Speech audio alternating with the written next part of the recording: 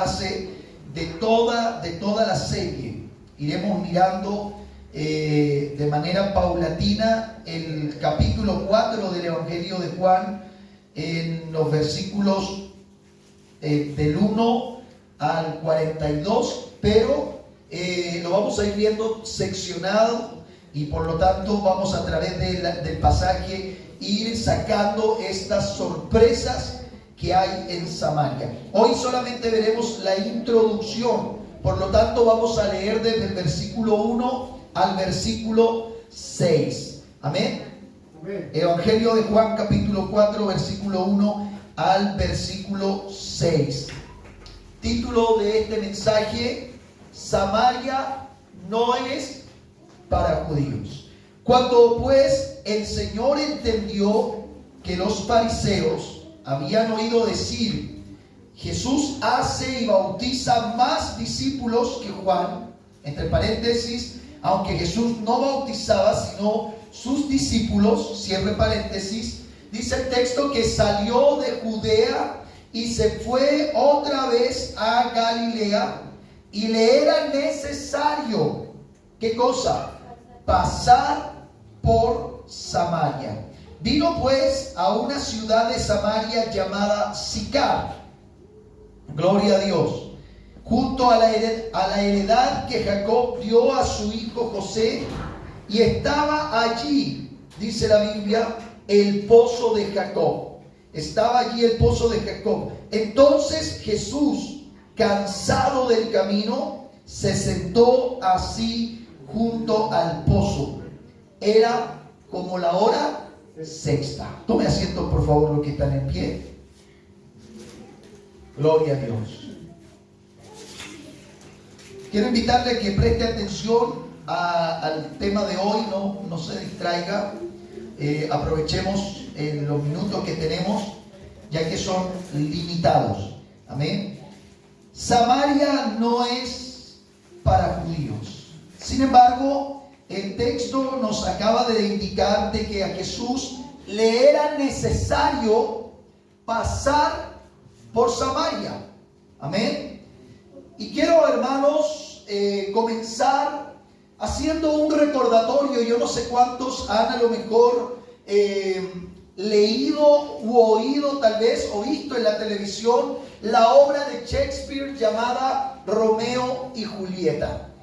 Creo que cada uno en algún sentido ha oído de esa obra. Y en la obra de Romeo y Julieta, las noches suelen ser muy hermosas. Es el momento donde Romeo se encuentra con su amada Julieta. Allí la visita y hay un diálogo, ella en el balcón, él en el jardín. Pero en la misma obra, muy por el contrario, en la obra los días son malos. En el calor del día, Capuletos y Montescos, que eran una familia, libraban una guerra sin cuartel. Es el momento también en el día en el que Romeo mata por accidente a Teobaldo, y es allí cuando Romeo es desterrado. ¿Qué tiene que ver con esto, hermanos? Lo que vamos a hablar en esta hora. Para el Evangelio de Juan, o Juan como evangelista, él marca muchos contrastes en sus escritos. Él marca un contraste muy fuerte, por ejemplo, entre la luz y las tinieblas. Y no es extraño que en el Evangelio de Juan haya horarios del día o haya ciertas horas del día en el que suceden ciertas cosas. Por ejemplo, así como en las noches, en la obra de Romeo y Julieta, las cosas suelen ser hermosas y en el día las cosas son malas. Fíjese que en el Evangelio de Juan las cosas son totalmente al revés. Sucede todo lo contrario. Por ejemplo, en el capítulo 3 del Evangelio de Juan, Nicodemo visita a Jesús de noche. Viene a Jesús por la noche, y es en ese momento donde Nicodemo no logra decidirse a ver la nueva realidad que tiene delante de él en Jesús. Estamos hablando de un hombre erudito muy respetado en Jerusalén y en Judea, y viene a Jesús de noche. Y fíjese que para Juan eso no es coincidencia, porque lo que hace Juan es trasladar las horas del día a un plano espiritual. Es decir, que Nicodemo, por mucha sabiduría que tuviera en la Torá o en los escritos judíos, Nicodemo estaba atravesando por un momento de oscuridad espiritual. Y el hecho de que haya venido a Jesús de noche, para Juan era un reflejo de ello. Pero no solamente Nicodemo viene a Jesús de noche. Judas abandona el aposento alto tras el lavamiento de pies, y dice la Escritura que entonces era de noche. También Judas traiciona a Jesús de noche. Jesús es juzgado por Anás también de noche. Y es en la noche también el momento en que Pedro niega a Jesús. Por lo tanto, hermanos, nótese cómo para Juan todos estos acontecimientos estaban marcando una realidad espiritual en cada personaje que acabo de mencionar. Sin embargo, bajo el sol resplandeciente del mediodía, la mujer samaritana viene, escucha, cree y se convierte en la primera mujer de la historia cristiana en predicar el evangelio. ¡Qué bendición más grande! Durante el día también dice la Biblia que la gente es sanada, y durante el día se alimentan a multitudes de 5,000 hombres. Y también Jesucristo dijo en el Evangelio de Juan: yo soy la luz del mundo. El que me sigue no andará en tinieblas, sino que tendrá la luz de la vida. Fíjese, vuelvo a repetir, fíjese cómo para Juan los contrastes entre el día y la noche, entre la luz y las tinieblas, están muy marcadas y están muy asociadas a la condición espiritual de la gente. En el Evangelio mismo de Juan, allí en el capítulo 9, versículo 5, dice la Biblia de la siguiente manera: mientras esté en el mundo, yo soy la luz del mundo. Y en el capítulo 12, versículo 35 al 36, dice el Señor de la siguiente forma: luego Jesús les dijo, la luz, hablando de Él, la luz va a estar con ustedes solo por poco tiempo. Caminen mientras la tienen, y así la oscuridad no los sorprenderá, pues el que camina en la oscuridad no sabe por dónde va. Mientras que tengan la luz, crean en ella para que se conviertan en hijos de luz. Y Jesús dijo esto y se fue lejos, escondiéndose de ellos. Versículo más adelante, en el versículo 46, dice: yo he venido al mundo como una luz, para que todos los que creen en mí no estén en la oscuridad. Dicho esto, querido hermano, podemos mirar otra vez cómo para Juan la importancia de estar en la luz es el reflejo de una vida espiritual, o más bien de una condición espiritual. Juan contempla las escenas que se dan, ya sea de noche o de día, siempre elevándolas a un nivel espiritual. Para Juan, ya lo he venido mencionando, la hora en la que Nicodemo visita a Jesús no es casualidad. No es simplemente porque Nicodemo tuviera temor del Sanedrín o de sus compañeros fariseos, sino que está expresando una condición espiritual en la vida de ese hombre. La hora representaba, la hora en que Nicodemo visita a Jesús, representaba las tinieblas que este hombre llevaba gracias a la religión. Sin embargo, a pesar de todo, Jesús estuvo ahí para este hombre, sin importar la hora en la que este hombre haya venido. Y yo creo, mi hermano, que al meditar en esto, yo sé que más de alguno podrá identificarse con Nicodemo, que el día en que se encontró con Jesús, tal vez no era la hora resplandeciente de su día o de su vida, sino que era un momento de tinieblas y de oscuridad, donde no sabía lo que podría ser de mañana o no sabía lo que sería de usted. Pero allí, en ese instante de oscuridad espiritual, Jesús estuvo dispuesto a tratar contigo y hacer algo especial en tu vida. Y eso nos habla, hermanos, de que independiente de la hora, Jesús está para ti. Vuelvo a repetirlo.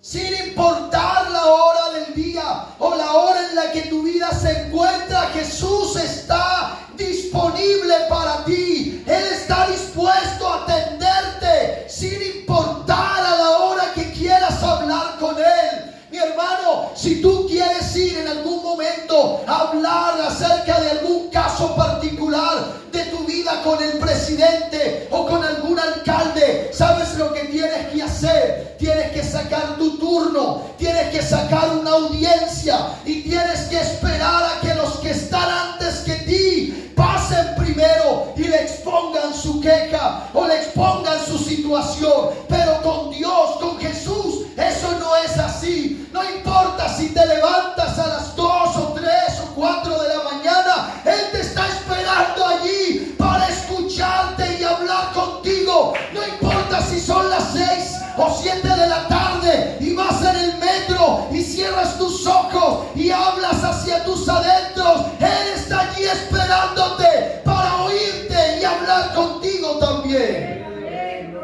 Gloria a Dios. Recuerda que Jesús entra en el mundo de las personas en lugar de esperar que éstas lo abandonen para venir a Él. Voy a explicarle eso brevemente. Si usted mira la Biblia, Jesús no esperó que nadie abandonara su mundo y se acercara a Jesús. No, antes por el contrario, Jesús entró al mundo de Nicodemo. Jesús entró al mundo del leproso. Jesús entró al mundo del ciego llamado Bartimeo. Jesús entró al mundo de la mujer sirofenicia o del centurión romano o de los fariseos. No esperó que estos salieran, aleluya, sino que Él entró al mundo para que a partir de allí la gente comenzara a ver la luz. ¿Cuál haya sido tu contexto de vida? Lo importante es que Jesús entró en ese mundo en el que te encontrabas. Él no esperó que tú cambiaras. Él no esperó de que tú tomaras la decisión. Él no esperó de que tú te decidieras en algún momento a cambiar o a transformar. No, Él irrumpió en la eternidad y vino a este mundo. Y cuando Él nació, dice la Escritura en el Evangelio de Juan, que una hueste angelical, aleluya, se abre en paso en el mundo terrenal y comienzan a alabar a Dios y a decir: gloria a Dios en las alturas, paz y buena voluntad para con los hombres, porque os ha nacido en Belén, en la ciudad de David, un Salvador, que es Cristo el Señor. Aleluya, Él no tuvo que esperar que tú construyeras una escalera para llegar a Él. Él dejó su gloria para venir a este mundo y habitar con nosotros.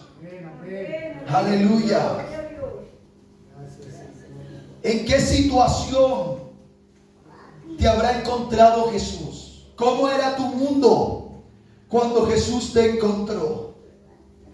Rebobina la película de tu vida por un momento y vete al día cuando Él te encontró. ¿Cómo era tu mundo? La historia nocturna de Nicodemo, el erudito indeciso de Jerusalén, y el relato a la hora del mediodía de una simple mujer samaritana que cree, se encuentra el uno al lado del otro en el texto. Fíjese, si usted mira el Evangelio de Juan en el capítulo 3, usted encuentra a Nicodemo estando en oscuridad, pero en el capítulo 4 una simple mujer samaritana común y corriente sale al encuentro, o más bien aparece en la escena al mediodía. Para Juan esto no es una casualidad. Los relatos tienen un sentido de demostrar cómo el mundo religioso de aquel entonces habitaba en tinieblas, mientras que la gente común y silvestre estaba más cerca de la luz que cualquier otra. Juan manifiesta claramente este contraste entre el uno y el otro. Y es aquí, hermanos, teniendo en cuenta este detalle interesante, que llegamos al punto y al título de nuestra predicación. Samaria no es para judíos. Quiero volver a releer el pasaje, por favor, si me lo permite, pero lo voy a leer ahora desde otra traducción. Y dice: Jesús se enteró de que los fariseos habían oído decir que él ya tenía más seguidores que Juan, es decir, que bautizaba más gente que Juan, aunque realmente no era Jesús el que bautizaba, sino sus seguidores. Dice el texto: Jesús se fue de Judea y regresó otra vez a Galilea. Es decir, Jesús estaba en Judea, casi al medio del mapa de Israel, y Jesús tuvo que subir otra vez hacia el norte, Galilea, que era el lugar donde él más habitaba, era prácticamente su centro de operaciones.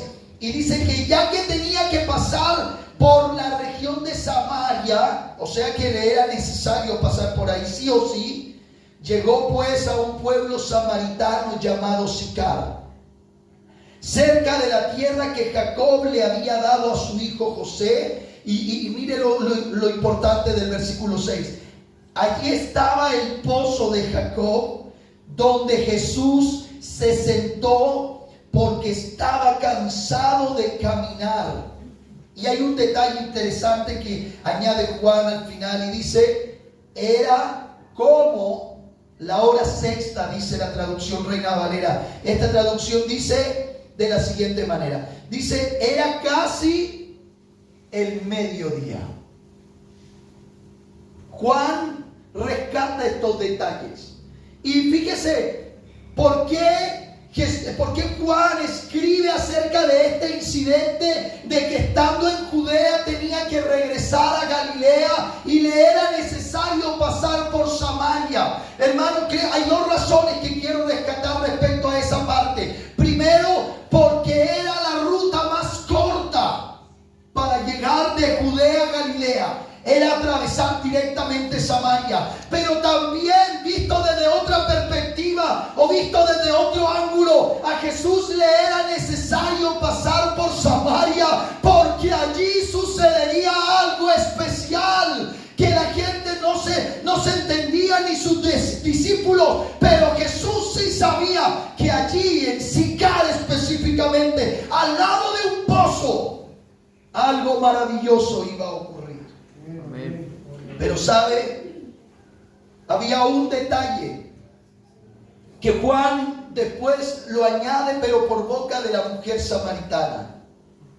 Y es que la relación entre samaritanos y judíos desde hace muchos años, prácticamente hace 500 años, desde el tiempo de Jesús hacia atrás, había mucha fricción, mucho choque entre ellos.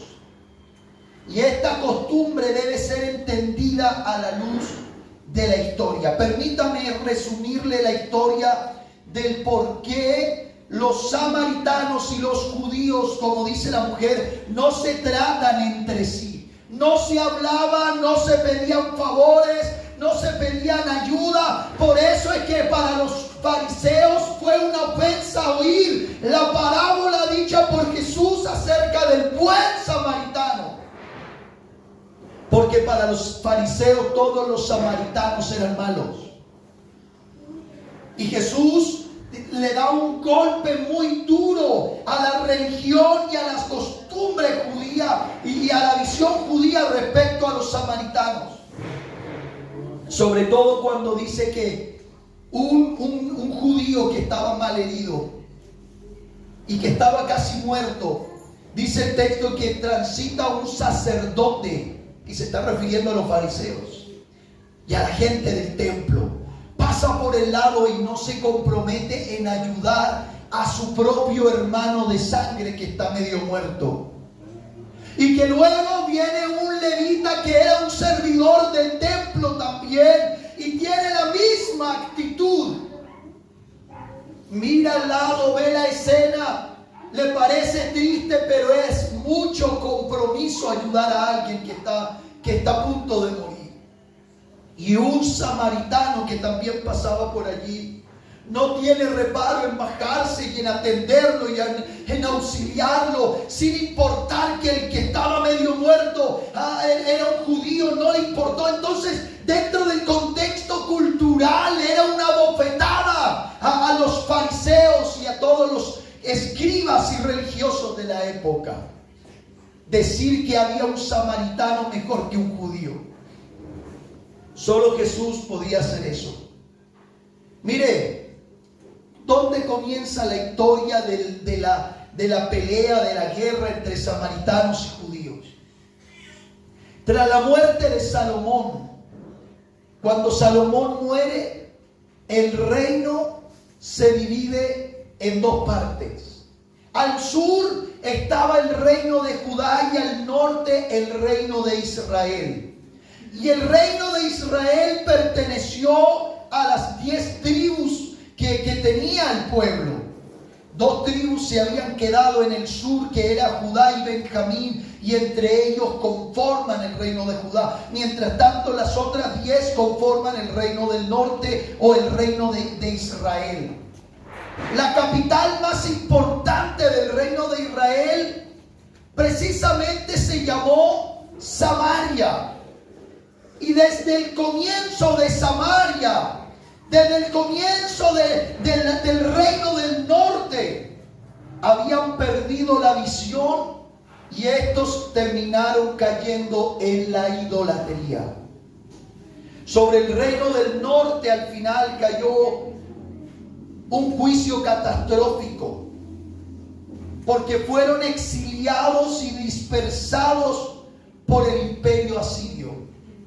¿Saben quién puede entender un poquitito lo que estos hombres del reino del norte y también después del sur experimentaron?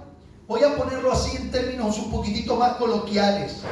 Pero aquellas personas que han sido desplazadas en Colombia por fuerzas armadas pueden entender un poco de lo que se trata. Que aparezca gente más poderosa en armas y le dijeran: tienen que irse ya, y agarren sus cosas y se van. Y tener que dejar todo atrás.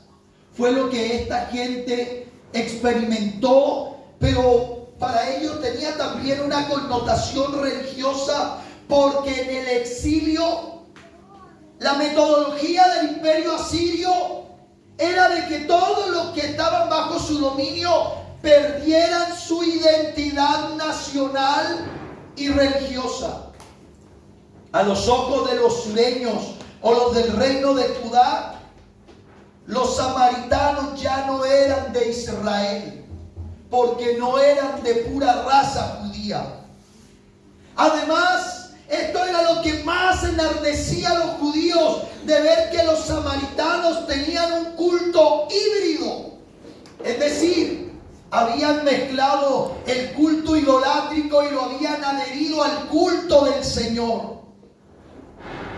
Además, se habían apropiado del Pentateuco o de la Torá hebrea y la habían transliterado al idioma samaritano. Pero cuando llegó al colmo para los judíos, fue cuando los samaritanos levantaron un templo paralelo al de Jerusalén. mientras el templo de Salomón estaba en las colinas de Jerusalén, los samaritanos habían levantado en el norte, en una colina, en una montaña llamada Gerizim, un culto en el que ellos decían que Dios estaba allí con ellos. Y eso había creado aún más odio entre judíos y samaritanos. Pero sabe que cuando el reino del sur es exiliado por Babilonia, hacia Babilonia, al regreso de los judíos a Jerusalén, ya estaban los samaritanos allí. Y estos llegaron al momento de la reconstrucción y le ofrecieron ayuda a Esdras, a Nehemías y a Zorobabel para reconstruir el templo. Y estos dijeron: no queremos ayuda de ustedes porque ustedes no son judíos como nosotros. Y a partir de ahí, del rechazo que los samaritanos sufrieron, se ganaron el odio hacia los judíos. Por lo tanto, hermanos, cuando llegamos a la época de Jesús, ya era una historia muy larga, al igual que la historia de Romeo y Julieta, la pelea entre Capuletos y Montescos, ya era muy antigua y muy desgastada. También lo era la historia de la pelea que había entre judíos y samaritanos. Por eso es que para el tiempo de Jesús era impensado atravesar Samaria. Y la gente, los judíos, generalmente no atravesaban Samaria, así eso les significara caminar un poco más. Y es que Samaria no era para judíos. Y había una versión, hermanos, muy marcada por ambos grupos. Quiero que me acompañe al Evangelio de Lucas, capítulo 9, por favor, versículo 51 en adelante. Dice el texto de la siguiente manera: cuando se acercaba, escuchen por favor, cuando se acercaba el momento de que Jesús fuera llevado al cielo, se dirigió resueltamente ir a Jerusalén. Envió a unos mensajeros antes de él a un pueblo samaritano para que prepararan todo para su llegada. Fíjese, es decir, estos mensajeros tenían que llegar allá y decir: viene un gran maestro, viene el Mesías, viene el Salvador, ábranle la puerta, recíbanlo. Pero ¿sabe qué pasó? Dice el 53: pero los samaritanos no lo recibieron porque iba hacia Jerusalén. Cuando sus seguidores Santiago y Juan vieron esto, el rechazo, dijeron, mire lo que llegan a decir estos dos hombres: Señor, ¿quieres que ordenemos que baje fuego del cielo para destruirlos? Pero Jesús se dio vuelta y los regañó, y luego se fueron a otro pueblo. Mire, cuando los samaritanos supieron que Jesús era judío y que iba hacia Jerusalén, nadie de la villa o del pueblo de ese lugar de Samaria se atrevió o tenía las ganas de recibir a Jesús y a los demás, simplemente por la razón de que eran judíos. Pero mire también la actitud de Santiago y de Juan, que eran judíos, al ver el rechazo que ellos habían tenido hacia el Mesías. Le dijeron: Señor, ¿quieres que ordenemos que descienda fuego del cielo y nos consuma a todos ellos? Y el Señor se da media vuelta y los regaña. En la Reina Valera explica el regaño en qué consiste. Pero ahí hay una muestra de cómo entre judíos y samaritanos no se llevaban bien. Y ahí hay una muestra de cómo Samaria no era para judíos. Los judíos piadosos, los religiosos, solían rodear Samaria. ¿Sabe por qué? Porque consideraban que al pasar por Samaria se contaminaban y no podían participar del culto. Pero para Jesús, la contaminación venía del interior y no del exterior. Y por esta razón él decide tomar la ruta más corta y decide pasar por Samaria. Y es en este momento cuando Jesús entra a la localidad de Samaria en la que él decide botar el muro. ¿Sabe para qué están hechas estas cosas? Alguien dirá, para cuidarnos, para resguardarnos. Sí.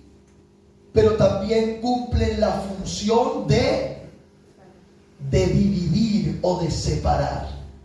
Este lugar es muy aparte al otro. Pero cuando Jesús entra a la ciudad de Samaria, entra a la localidad de Samaria, Jesús decide botar ese muro.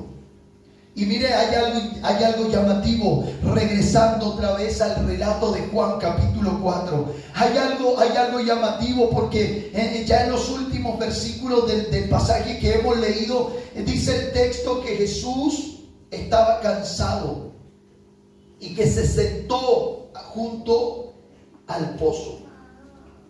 Siendo pobre, Jesús fue caminando con sus discípulos.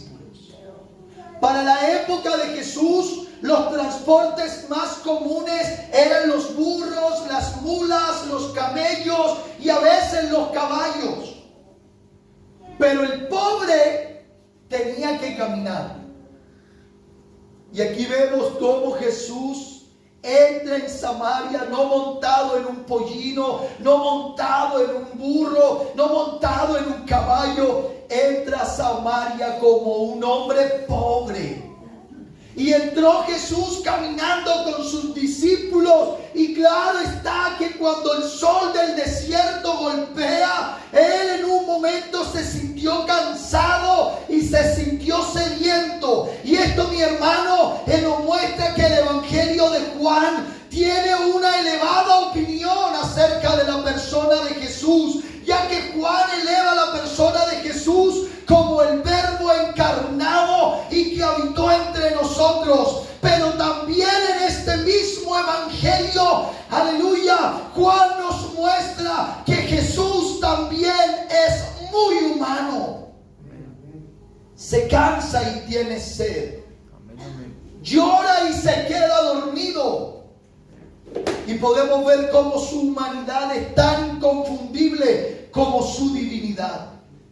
Y sabe lo que Juan está expresando con estos detalles. Está expresando de que Jesús se hizo cercano a todos los hombres. En la carta a los Hebreos dice que no tenemos un sumo sacerdote que no se pueda compadecer de nuestras debilidades, no, sino uno que siendo tentado en todo, pero pues sin pecado. Sabe que el hecho de que el texto diga que Jesús se sintió cansado y tuvo sed y sintió la necesidad de sentarse, nos habla, hermano, de que Él te entiende a ti y me entiende a mí, que Él sabe cuando tú estás débil, que Él entiende cuando tú te sientes cansado, no porque Él es omnisciente o omnipotente, sino porque Él también lo experimentó.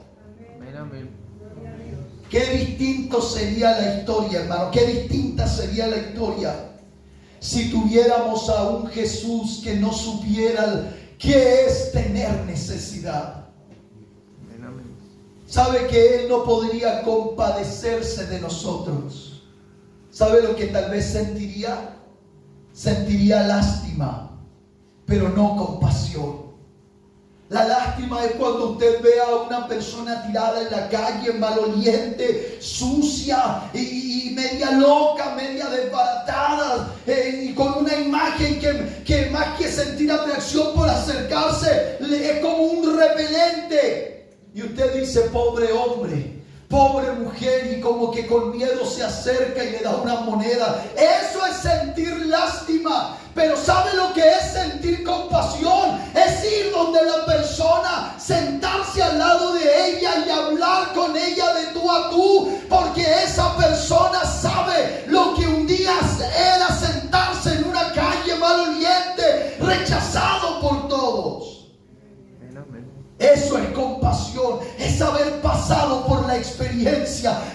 atravesado el momento y decir: amigo, amiga, yo te entiendo, yo sé lo que es pasar por eso, porque yo también lo viví. Y Jesús tiene compasión de nosotros, porque Él también atravesó el mismo camino que tú y yo estamos atravesando hoy. Qué maravilloso, hermanos. Porque sin importar la circunstancia en la que tú te encuentres, puedes acercarte a Jesús y hablarle y decirle: Señor, yo me siento así. Y Él te va a decir: yo te entiendo. Hay un hermoso cántico, un himno, no sé si Richard se lo conocerá, pero dice: oh, qué amigo nos es Cristo, Él llevó nuestro dolor. Él llevó nuestro dolor. Por eso te entiende cuando tú te acercas a Él con el corazón quebrantado, con el alma rota, y le dices: Señor, mírame. Y Él te dirá: sí, yo también pasé por ahí. Y eso es lo que Juan está expresando con este pasaje, de decir que Jesús se cansó, tuvo sed y sintió la necesidad de sentarse.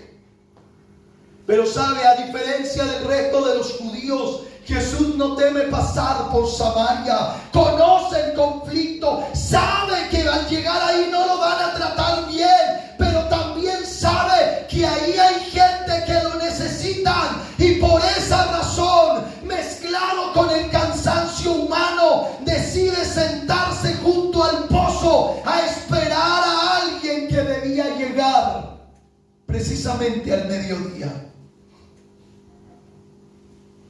¿Qué tiene que ver esto? De que Jesús llegara justo a esa hora. No era una casualidad. En la antigua Palestina, en los tiempos de Jesús, era obligación de cada mujer salir por el agua para el sustento del hogar. Mientras los hombres trabajaban, las mujeres tenían el deber de salir al pozo a buscar agua para que en su casa no faltara. Pero ¿sabe? Generalmente esto se hacía en las horas de la mañana muy temprano, o en las horas de la tarde. Eran las horas donde las mujeres salían por ella, ya que en las horas de la mañana y de la tarde era lo más conveniente. Entonces, como en la tarde principalmente todas las mujeres salían por el agua del otro día, el pozo se convertía principalmente en un lugar donde las mujeres se encontraban y podían socializar. Porque para aquel entonces estaba prohibido que una mujer se expusiera en la calle. Era indecoroso que una mujer hablara con el vecino o con el señor de la tienda y se preguntaran cosas. ¿Y qué pasó? El ruido de anoche, ¿qué fue eso? No, la mujer no tenía ese derecho. No era bien visto que ver a una mujer casada hablando con otro hombre. Por lo tanto, el momento perdónenme la expresión, del chismerío era la hora de la tarde, cuando todas llegaban a buscar agua. Y ahí se conversaban mientras esperaban sus turnos. Y ya te fijaste que Elizabeth está embarazada otra vez. Sí, parece que va a tener un hijo. Ay, te diste cuenta que Juana la dejó el marido. Y ahí estaban todos conversando. Todas las mujeres se juntaban a la hora de la tarde a buscar agua, pero también aprovechaban para socializar. En Génesis capítulo 24 versículo 11 dice, escuche por favor: e hizo arrodillar los camellos, hablando del criado de Abraham, fuera de la ciudad, junto a un pozo de agua, a la hora de la tarde. Escuche, la hora en que salen las doncellas por agua. Pero entre las 1 a las 3 de la tarde no era una hora apropiada para ir por agua. Las mujeres no salían entre el mediodía a buscar agua. Todos sabían que era la peor hora del día salir al mediodía al pozo a buscar agua. Pero aún en las peores horas, hay alguien que necesita de Jesús. Amén. Y precisamente a esa hora del calor más intenso, en donde Jesús está sentado junto al pozo. ¿Y por qué Jesús está sentado junto al pozo? Hay dos razones, una natural y la otra que voy a llamar espiritual. La natural, Jesús estaba sentado junto al pozo porque no se acostumbraba a dejar baldes en el pozo. Cada uno tenía que llevar lo suyo para sacar agua, y Jesús no tenía los implementos. A lo mejor sus discípulos se los habían llevado, aleluya, y Jesús estaba sentado junto al pozo esperando allí poder beber, pero no tenía cómo. Y lo espiritual es que él sabía que alguien aparecería en ese momento. Amén, amén. Y precisamente a la hora de más calor. A ver, ¿cuántos conocen el desierto? A ver, ¿cuántos conocen el desierto acá? Hermano Héctor, ¿para qué decir? Amén. Había una hora del día en la que yo salía todos los viernes a dar una charla doctrinal a una señora que ya no es señora, ya es hermana, gracias al Señor. No la logré bautizar yo, pero quedó la semilla y fue bautizada. Y yo iba todos los viernes, hermanos, y me iba al mediodía precisamente porque era la hora en donde ella tenía tiempo. Y el trayecto de Alto Hospicio hasta Pica era ¿de cuánto? Casi como 2 horas. 2 horas por pleno desierto, una carretera en línea recta. Hasta que veía el oasis. Y allí había un oasis. Pica es un oasis en medio del desierto. Y ahí tenía que bajarme y caminar un tramo para allá. Y caminar a la 1, 2 de la tarde allí, hermanos. Era horrible. Uno ya no hallaba, ya lo único que quería era llegar para sentarse a la sombra de los árboles y tomar un poco de agua. Y luego yo decía que eran como las 3 de la tarde. Yo decía, y otra vez me tengo que devolver caminando hasta allá. Y aguantarme las 2 horas otra vez para de vuelta. Y uno sentía que el cuerpo se debilitaba. Y eso, hermano, no es solo acá en el desierto de Chile, es en todo desierto. Y para los lugares que estamos hablando, voy a mencionar, por ejemplo, solo el desierto del Sahara, cuando hace más calor, hay 50 grados aproximadamente. ¿Quién se aguanta eso? No. Y fíjese que a esa hora aparece una mujer. Una mujer en el pozo a esa hora de la tarde. Sola además. Algo tiene esta mujer que otras no tienen. Y cuando esta mujer aparece en escena, yo me imagino a esta mujer mirando de reojo a Jesús, Jesús en silencio junto al pozo. La mujer sabía que para sacar agua había que acercarse al pozo y estar cerca de un hombre, y la antigüedad, a lo más que un hombre podía estar de una mujer que no fuera su mujer, era entre 3 a 4 metros de distancia. Entonces la mujer tenía que prácticamente estar al lado de Jesús. Pero Jesús no se iba a mover porque la mujer había llegado. La mujer tenía que acercarse al pozo.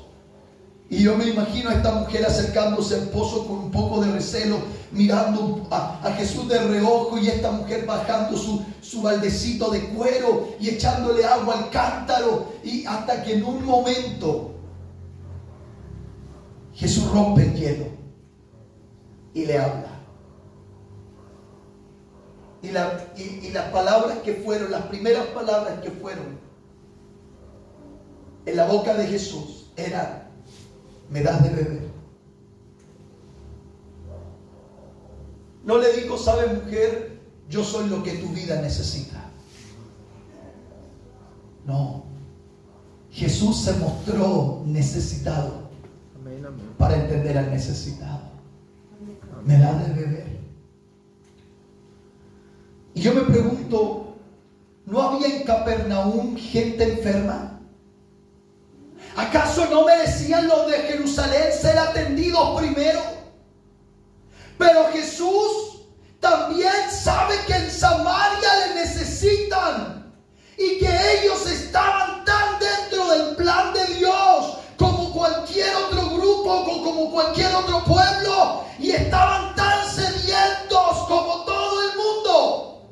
Pero Él decide botar ese muro que hacía separación entre judíos y samaritanos. Y en la carta del apóstol Pablo, en el capítulo 2, verso 13 y verso 14, dice de la siguiente manera: pero ahora, dice Pablo, unidos a Jesucristo, ya no están lejos de Dios, porque la muerte de Cristo los acercó a Dios. Amén, amén. Y mire, Cristo nos trajo la paz y es quien nos ha unido a todos en un solo pueblo. Antes los judíos y los que no son judíos se odiaban y estaban divididos como si un muro los separara, pero Cristo murió para derrumbar ese muro de odio. Solo en Jesús se puede albergar y amparar un chileno, un peruano, un argentino, un colombiano, un haitiano. No importa la nacionalidad que el hombre pueda tener, si ha sido lavado con la sangre de Jesucristo, ya el muro se ha derribado. Amén, amén. Aleluya.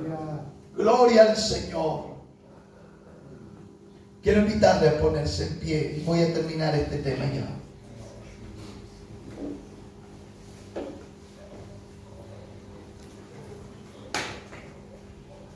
Esta mujer había llegado al mediodía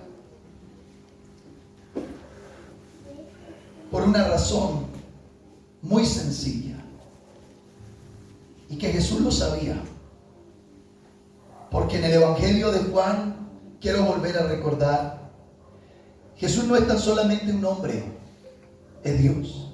Amén. Y Él sabía que la mujer que había llegado a una hora imprudente para sacar agua, por el calor, porque estaría sola y estaría expuesta, Jesús sabía que esta mujer había llegado a buscar agua en esas condiciones porque no gozaba de buena popularidad. Quizás las mujeres de la localidad de Sicar la despreciaban. Su pasado y su presente la condenaban. Y ella prefería el azote del calor que el azote de la indiferencia de sus vecinas. Prefería andar sola que acompañada de los insultos de las mujeres de Sicar. Prefería la mala hora del día que las burlas y el sarcasmo de las demás. No sabemos por cuánto tiempo ella tuvo que ser el estigma de su villa, la mancha de su comunidad, la mujer de la que todos querían rehuir. Su mala fama iba delante de ella siempre, hasta que un hombre sentado junto al pozo le conversa. ¿Sabes? En Cristo siempre hay un hasta qué. Amén. Y creo que cada uno de nosotros aquí puede decir: yo fui esto, yo fui aquello, Hasta que el Señor. hasta que Cristo apareció en mi vida. Aleluya. Era un judío poco común. Otro no le hubiera hablado, otro se hubiera alejado, otro la hubiera portado para hundirla más. Pero este rabino la necesita a ella, y ella más que nadie lo necesita a él. Querido hermano, nunca hay una mala hora para encontrarse con Jesús. Toda hora es buena para hablar con Él. Él sabía por qué ella estaba ahí en el peor momento del día. Y Él también sabe por qué estás aquí el día de hoy. Amén. Gloria sea tu santo nombre. Quiero que cierres tus ojos.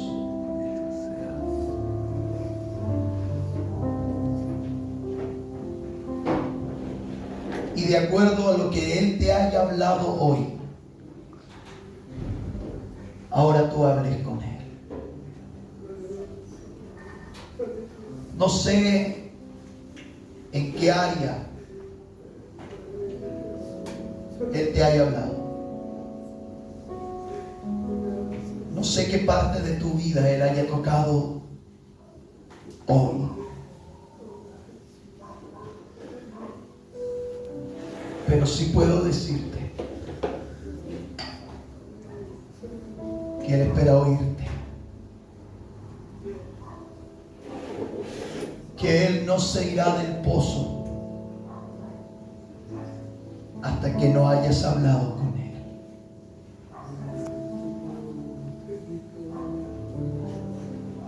Samaria no es para judíos. Pero Jesús era más que un judío. Era más que un simple maestro. Jesús llegó allá cansado, sediento, porque había una mujer que aparecería al mediodía,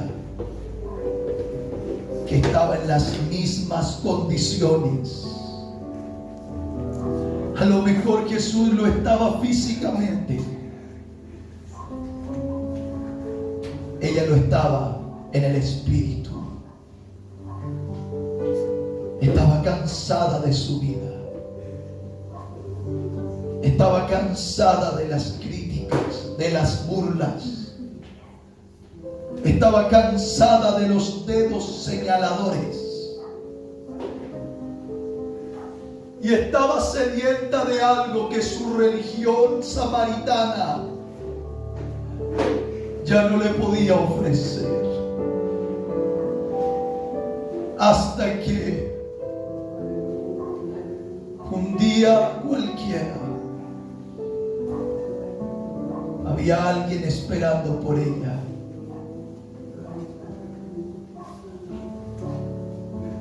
Porque sabía que ella lo necesitaba a Él. No te vayas, por favor, hermano, sin hablar con Él.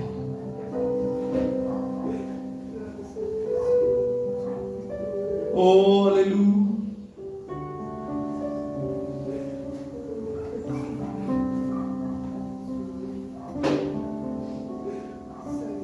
Quizás más de alguien aquí en algún área se puede sentir identificado con esta mujer.